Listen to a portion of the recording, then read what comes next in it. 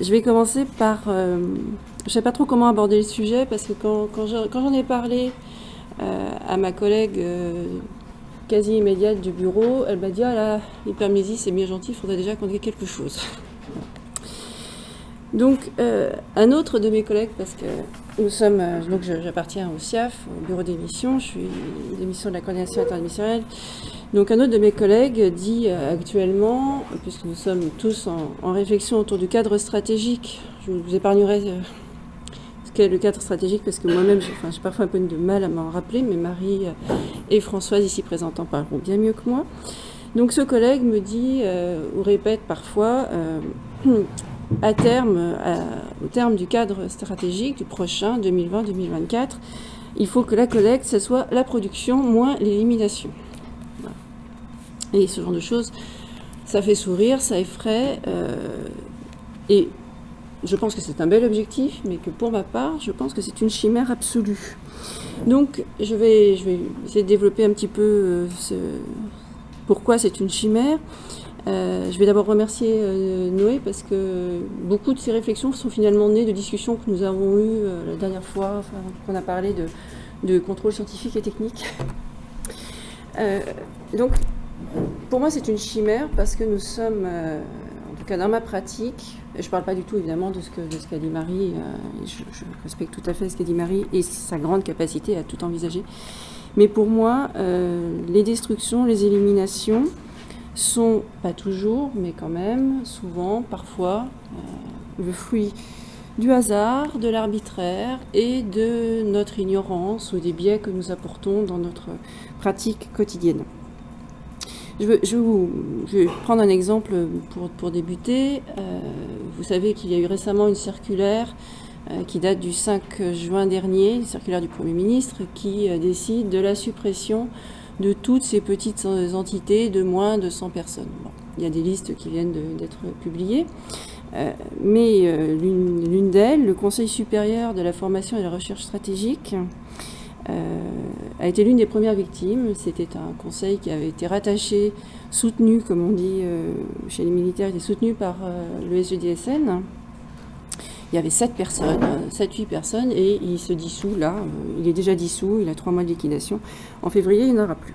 Ça faisait 10 ans que le CSF-RS existait. On ne savait pas trop à qui confier le contrôle scientifique et technique, donc dans ces cas-là, ça arrive au bureau d'émission à l'échelon central, donc à moi.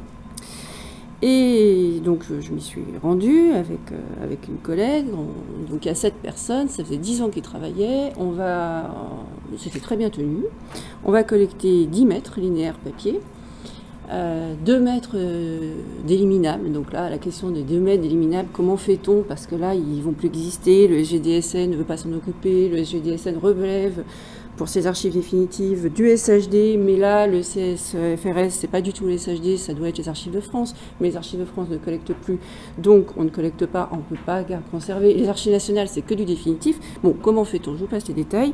On fait comme on peut, on fait à l'amiable, et donc c'est ces 2 mètres qu'on va éliminer. C'est pas beaucoup, mais alors surtout quand on regarde le numérique, ils ont quelques... J'ose même pas dire de gigas, donc c'est même pas la Martine est partie, mais c'est pas la peine qu'elle prenne peur, on ne versera pas de gigas, on va verser quelques mégaoctets, pas grand chose. Et donc ça c'est 10 ans. Voilà. Donc on va verser 10 mètres papier, 2 mètres papier vont être éliminés, et puis l'électronique, honnêtement, je pense qu'on va l'éliminer, mais personne ne croira jamais qu'ils n'ont produit que quelques, mettons 1 giga ou 2 en 10 ans. C'est pas possible. Donc ils ont éliminé, évidemment, ils ont détruit, éliminé. Donc si on regarde sur le papier, nos versements, ça va bien être la collecte, ça va bien être la production moins les éliminations. Mais sur le fait, évidemment, il y a eu des éliminations sauvages, il y a eu du papier de Corbeil à l'ère du numérique, le fameux décret de 36, il y a eu du papier de Corbeil à l'ère du papier aussi. Et tout ça, nous on ne savait pas. Alors, moi, honnêtement, je ne savais pas du tout que ce conseil existait, je ne savais pas du tout que c'était à nous d'exercer le contrôle scientifique et technique. Évidemment, j'ignorais complètement qu'il existait, je n'ai rien fait. On l'a découvert au moment où, en gros, il se dissolvait.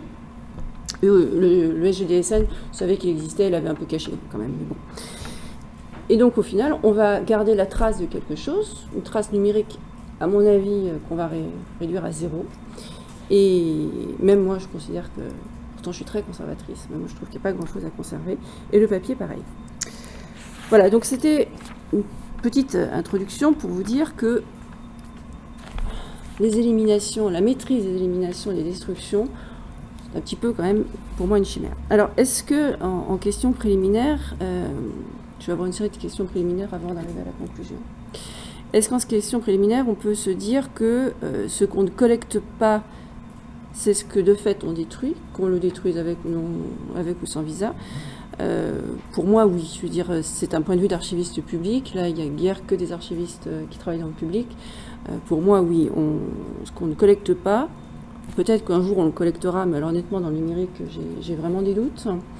Ce qu'on ne collecte pas, de fait, on le détruit. Voilà. Donc, ça suppose un rapport entre les éliminations et la collecte. Ce qu'on conserve, finalement, un rapport étroit. Mais c'est peut-être un rapport qui est peut-être un peu trop facile de dire c'est blanc, c'est noir, voilà, ça.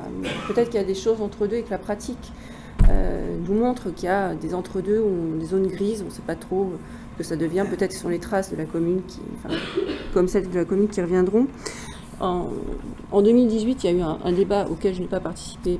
Je le regrette bien sûr, mais enfin sur les archives essentielles, qui avait, c'était un grand débat qui avait, non, je sais pas si tu vois, un grand débat qui avait agité les archivistes, qui disait, on va regarder ce qu'on collecte et on laisse tomber ce qu'on ne collecte pas. Et je me souviens, Yann, je trouvais ça, enfin, je suis d'accord avec toi en fait.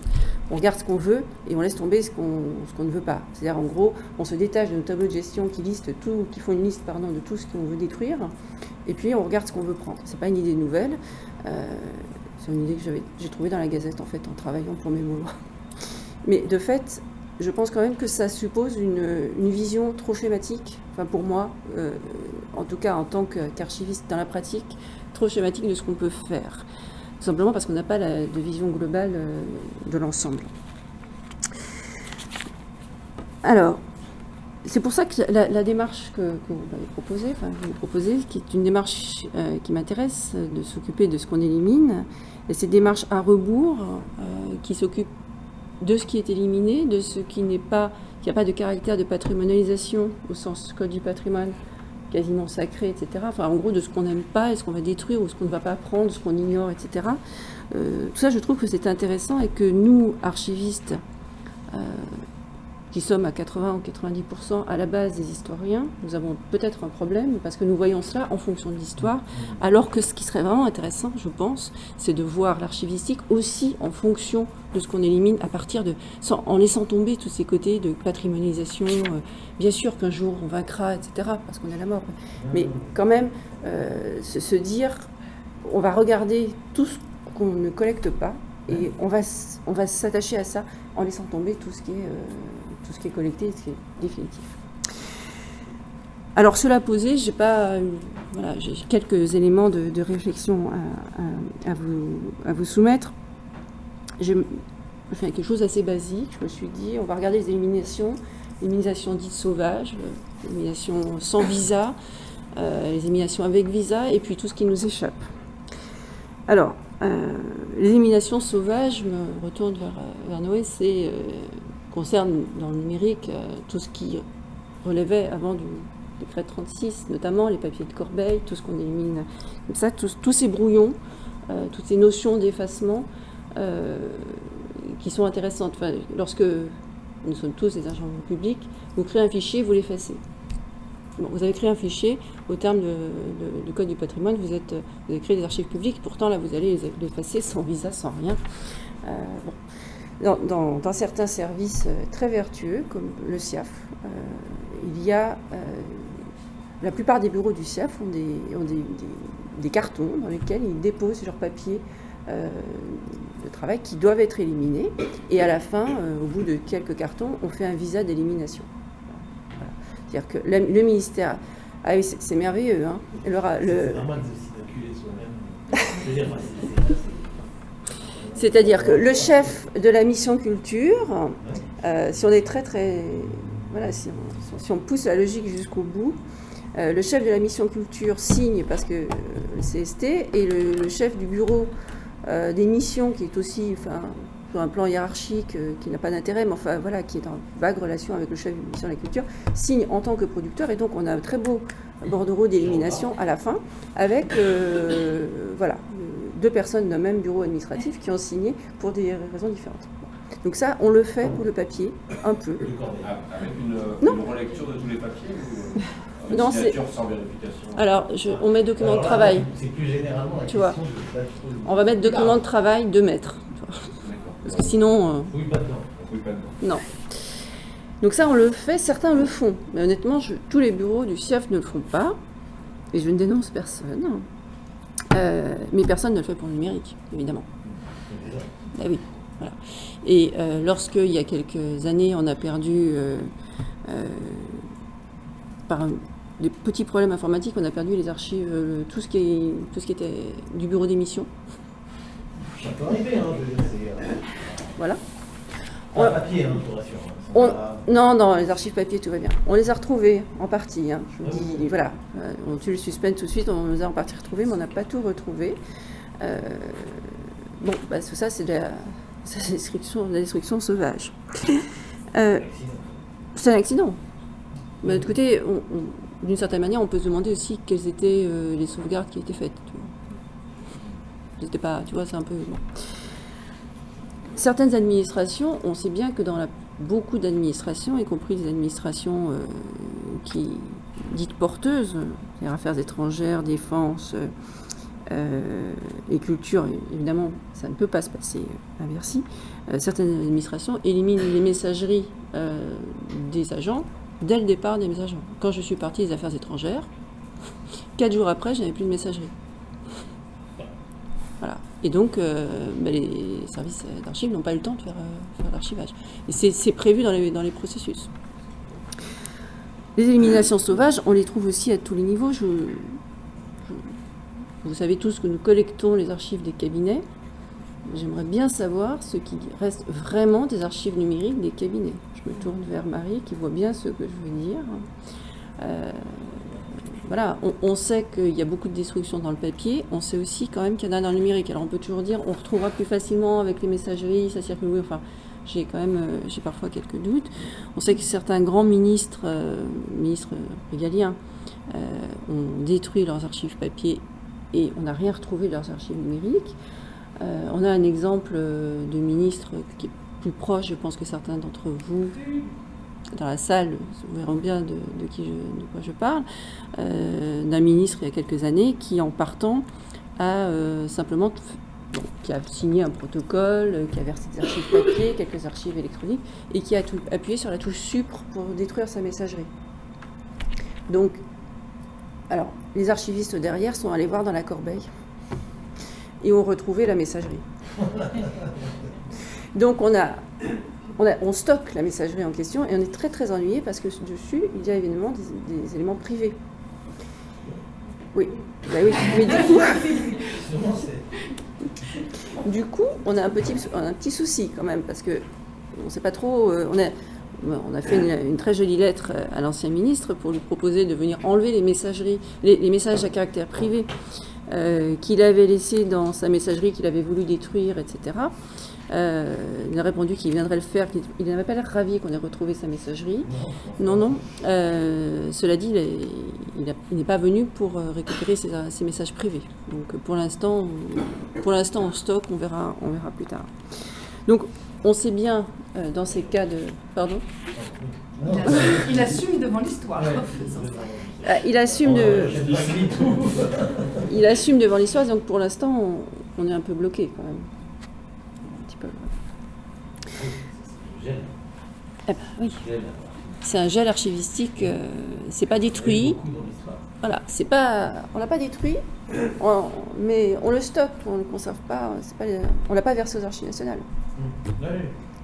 J'espère qu'on la versera, mais j'imagine déjà ce qu'on me dirait si je voulais la verser. On me dit, mais oui, non, toi tu me dirais ça, mais d'autres me diraient on peut rien en faire, on peut pas stocker, on n'est pas là pour stocker, on est là pour communiquer, ce que je conçois très bien puisque c'est ce qu'on fait. Alors, donc il y a les sans visa, il y a les archives électroniques avec visa. Alors là, je vous parle en tant que...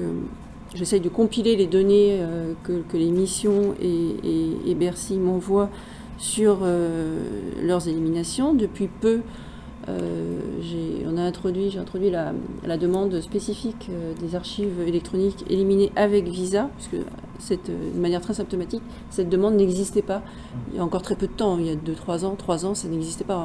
On disait des archives papier éliminées évidemment avec visa, mais on ne parlait pas des archives électroniques en fait.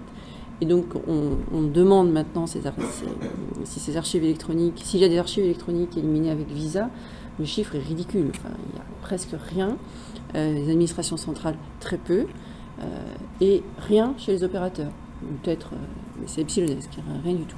Donc en fait il y a un champ énorme de ces archives électroniques qui sont éliminées tous les jours et qui n'ont pas de visa. Il y a aussi dans ces archives éliminées avec visa un point qui me tient à cœur, même si en général je trouve un peu d'incompréhension. On élimine, dans le papier comme dans le numérique, on élimine par principe beaucoup d'archives qu'on considère comme sans intérêt, parce qu'elles n'ont pas d'intérêt historique. Notamment donc, sur la chaîne comptable, donc c'est pas la peine de me dire que la chaîne comptable, les archives comptables, c'est très volumineux, je le sais très bien. Mais de fait, on garde, pour être très schématique, on garde le résultat. Donc, nous sommes une profession qui se fonde, alors sur l'histoire si on veut, mais sur l'étude des mécanismes et des processus. Et donc, que fait-on ? On archive le résultat et on laisse tomber tout le processus. C'est assez symptomatique. Or, c'est quand même... le processus, quand même, est intéressant et on s'intéresse uniquement aux documents de synthèse. Et en fait, on ne s'intéresse pas à ce qu'il y a avant, mais jamais. Je veux dire, conserver des archives comptables, des factures, c'est horrible. Enfin, c'est vraiment la pire des choses qu'on puisse imaginer. Il y a autre chose, je sais qu'il y a des choses entre la facture et le résultat, je sais. Mais c'est juste pour vous dire que c'est, par principe, on considère que c'est sans intérêt, et donc on ne va pas le garder, on ne le garde pas, ce genre de choses. Je trouve, pour ma part, regrettable que ça ne pose jamais question, on ne se pose jamais de questions sur tout ce processus en amont. On sait bien, pourtant on sait tous quand même que la comptabilité, ça se falsifie. On sait tous que si on n'avait pas eu des archives comptables un petit peu détaillées pour certaines périodes antérieures, on n'aurait pas réussi à comprendre ce qui s'était passé, par exemple pendant la Seconde Guerre mondiale. Et pourtant, on ne se pose pas de questions. Et je crois vraiment que ça fait consensus. On est en train de refaire l'instruction sur la commande publique. Je suis la première, hein. Je ne veux pas dire qu'il faut tout conserver, mais je sais bien qu'on dit qu'il faut conserver au moins ça, et que du coup, on va tout détruire, éliminer tout ce qu'il y a en amont. Oui. Sur la commande publique. Oui. Ouais. Non, j'étais juste Oui, sur la commande publique. Enfin, ça fait à peu près 4 mois que j'espère que c'est bientôt fini, mais c'est vraiment bientôt fini, n'est-ce pas ? Et non, mais parce que c'est vrai que c'est très complexe aussi, on va pas... Mais on va tout détruire, et je pense que, bon, je le constate, je pense qu'il y a une certaine... Je pense qu'il y a un peu d'ignorance de notre part. Et je porte, encore une fois, hein, je suis en train de participer à cette... je participe à ce massacre. Il y a quand même un peu d'ignorance sur ce qu'est la comptabilité. Et puis le biais, notre biais à nous sommes d'abord des historiens, des littéraires, etc. Oui, je sais, Yann, mais enfin quand même, c'est compliqué de s'intéresser à la comptabilité. Je prends l'exemple de la comptabilité parce que je le connais mieux que d'autres, ou que je l'ai vu mieux que d'autres, mais de fait, c'est compliqué. Nous, on est tous des historiens, c'est un biais incroyable quand même, hein, d'avoir ce regard d'historien sur je sais que les archives, c'est pour l'histoire, mais justement, c'est pas forcément que pour l'histoire. C'est quand même un biais qu'on ne prend pas assez en compte quand on regarde nos pratiques de destruction avec visa. Et puis, le dernier point, il y a ce qu'on ne collecte pas, c'est ce qu'on détruit. Il y a évidemment tout ce qu'on ignore, si je peux dire, que l'on détruit. Alors, c'est un peu une palissade, hein. On ignore, donc on laisse détruire, on retrouvera peut-être des traces sur toutes les données, enfin tout ça, il y a des processus, je pense aux messageries, je veux dire, tout ça c'est en réseau, donc on retrouvera peut-être.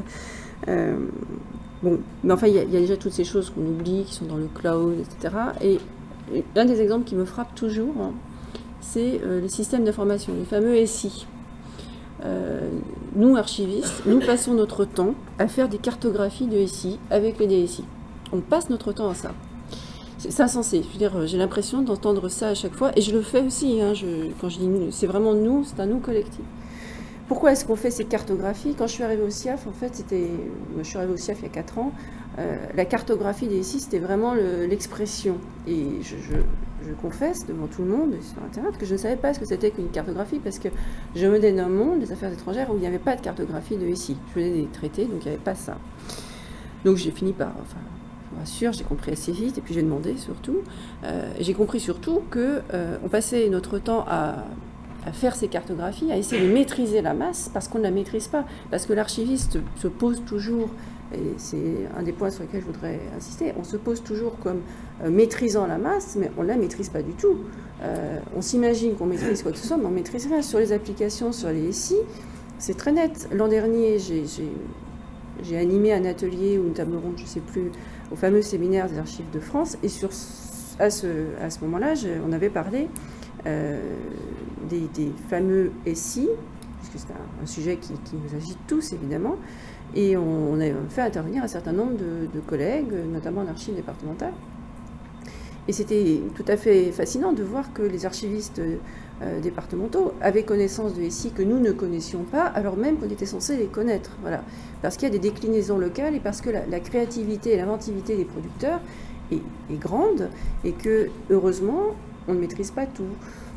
Heureusement ou pas, on peut le regretter, mais on ne maîtrise pas tout. Donc ces données se retrouvaient un peu partout, donc ces SI se multiplient, donc ça rejoint un peu ce que tu disais. On finira toujours par en trouver, oui, mais n'empêche que ces petits SI qui se baladent un peu partout, on ne les connaît pas. Là, franchement, je pense qu'Antoine Messonnier Justice a découvert qu'il y avait des choses dans le Doubs. C'était très bien, mais c'était un peu une découverte, alors qu'on est censé avoir une vision complète.